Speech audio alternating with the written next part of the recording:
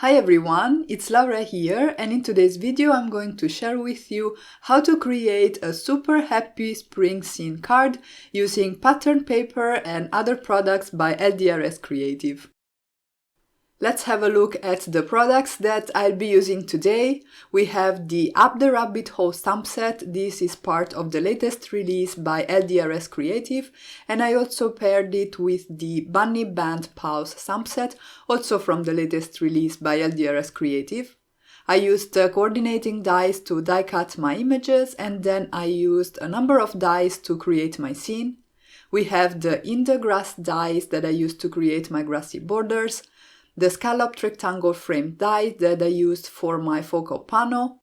I also used a cover die. This is called With All My Heart, and I used it to create the background for my card. And then, as I said, I am going to use pattern paper today to create both the background of my card and the elements of my scene. I'm going to use some green and blue pattern paper for the grass and the sky, as well as some lilac for the background of my card. The names of the paper pads are Country Lane and Farmer's Market, and I also used the Here Comes the Sun dies and the Happy Birthday dies, which I didn't show at the beginning, but I will have all the supplies listed and linked in the description box down below, as well as on my blog. To start the card making process, I die cut two different sheets of pattern paper with the largest die in the scalloped rectangle frames dies. Because the edges are a little bit intricate and the little bits of paper hadn't popped out of my die cuts, I'm using this tool to poke them out. You can use both hands, and this is quite useful, I have to say, when it comes to intricate die cuts. These two panels will be the elements that I will use to create my scene. The one with the blue pattern will be my sky, and the one with the green pattern will be my grassy hills. To create the grassy hills, I used the In the Grass die by LDRS Creative, and I cut two different borders. I'm going to use all these elements, as I said, to create my little scene, and the two grassy borders will nest in the way that I'm showing on screen right now. But before going ahead and adhering everything together, I decided to add a little bit of extra interest to the panels, and for that reason I'm using my blending brushes and some inks to add some shading to the edges of the panels. I used a green ink for the grassy border and a blue one for the sky, and I'm using blending brushes to blend the inks because they allow me to get a very soft transition into the pattern paper. Next, I went ahead and started creating the landscape for my scene. So I'm going to glue down the two grassy borders to the sky, and to do that I'm using some liquid glue. I didn't apply the glue to the top portion of my grassy borders because I want that part to be free in case I want to tack some elements behind the grassy hills to create a little bit of extra dimension and depth in the scene. So you can see the top parts are free and just the bottom ones are glued to the sky. I wanted to add a nice and bright sun to this scene, so I picked a pattern paper from the Farmer's Market paper pad. This has some yellow and orange elements, and I used those to die cut the sun rays and the center. The dies that I'm using for the sun are from the Here Comes the Sun die set by LDRS Creative. I secured them to my pattern paper using some purple tape, and then I'm running everything through my Gemini Mini machine. This is a small die cutting machine that is great to die cut small images because you don't need to get up, and that's always a bonus, right? I also used whatever ink was left on my blending brush to add a little bit of shading to the edge of these die cuts. I adhered them together, and then I glued the sun to the top right portion of my scene. I need a background because this scalloped rectangle is not the size of my card front, which is 4 1/4 by 5.5 inches, and for that reason I picked another pattern paper from the Country Lane paper pad this time. I used the With All My Heart cover plate die to die cut an A2 sized rectangle. This added a stitched all around and also a dry embossed effect, which is not really visible on camera, but in real life it does add a little bit of extra interest to the card. I chose this lilac pattern paper because I thought it was a nice and springy color. These days I'm trying more than ever to create bright and cheerful cards because I think we all need an extra smile. Next, I started working on my images. As I said, these are part of the Bunny Band Paws and the Up the Rabbit Hole stamp sets by LDRS Creative.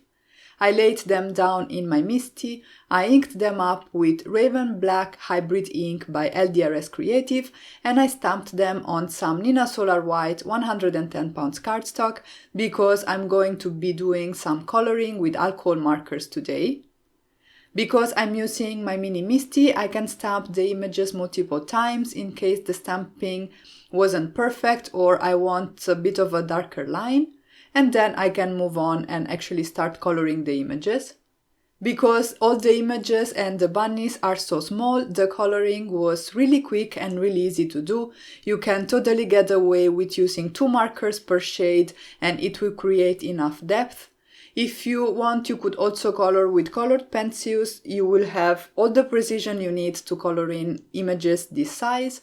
In my case, as I said, I'm using alcohol markers as they are my go-to coloring medium. I'm using different shades of cool gray markers for the bunnies, trying to get a little bit of variation in color and adding a little bit of personality to the images by, for example, adding spots around their eyes or coloring one of their ears a little bit darker or creating spots all over their bodies. This way the characters look a little bit different from each other and this looks more of a heterogeneous crowd. For the carrots, I obviously used some oranges and I will have all the colors that I used listed in the blog post that you will find linked in the description box down below in case you want to reproduce this card or are just curious about the color combinations. But as I said, I went for some very basic coloring today. I used some bright greens for the grass on top of the carrots. I really don't know the name, to be honest. And then I'm going to use some different browns to color the fence, the little hut, and the haystack. Because the images are so small, I just started directly from my darkest marker, put it down where I thought the shadows would be, and then blended that out with my lighter marker. As I said already, I mostly worked with 2 shades per color with just a few exceptions. This time around, I also did not really work with a specific light source in mind. I'm mostly adding shading to create a little bit of interest and dimension to the images. Technically, we do have the sun on the top right corner of our scene, so if you did want to follow that light source, you would have to add your shadows to the left and lower portions of your images. But as you will see from the final result, even if I didn't really add a consistent shading with where the light source is in the card is cute anyway, and I think it will brighten anybody's day. Once the coloring was over, I used the coordinating dies to the Up the Rabbit Hole and the Bunny Band Paws stamp sets to die cut all the images.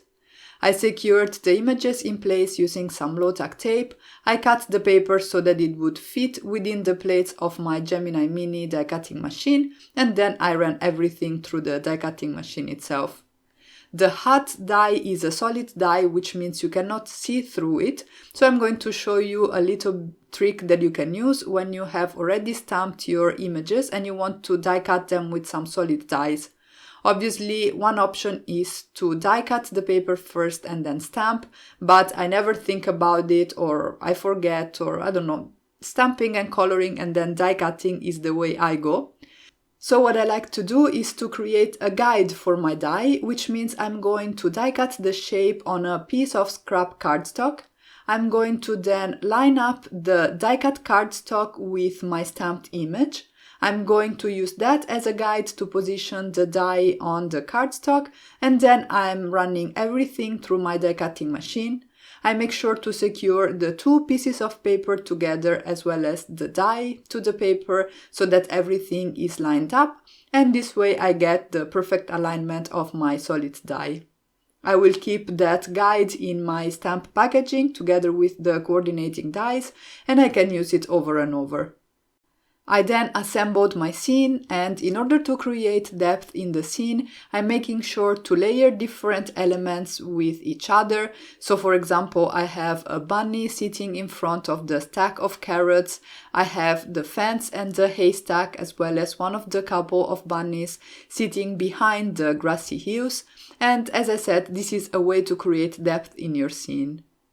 The next thing that I needed to add, and also the last thing that I needed to add to my card, was my sentiment.